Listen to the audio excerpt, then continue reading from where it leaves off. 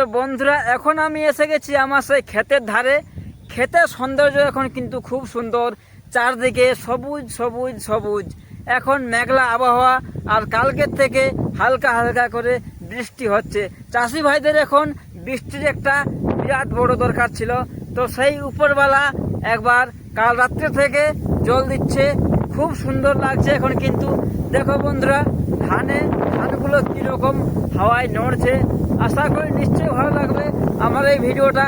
আর আমার চাষি বন্ধুরাকে আর আমার আদার্স বন্ধুরাকে যারা আমাকে পছন্দ করো, তারা কিন্তু এই ভিডিওটা সাবস্ক্রাইব, লাইক আর কমেন্ট করতে ভুলবেন না। আমি আরও পরবর্তীকালে এর থেকে ভালো ভালো ভিডিও নিয়ে আসার চেষ্টা করব। তো বন্ধুরা নিশ্চয়ই আমাকে ভুলবেন না। আর ধান লাগার থেকে ধান কাটা অবধি কীরকমভাবে কী হচ্ছে না হচ্ছে সব ভিডিও আমি পোস্ট করব। তো বন্ধুরা নিশ্চয়ই আমাকে ভুলবেন না। আর এইবারে দেখাবো আমার কোন ক্ষেতগুলোতে কীরকম ধান আছে।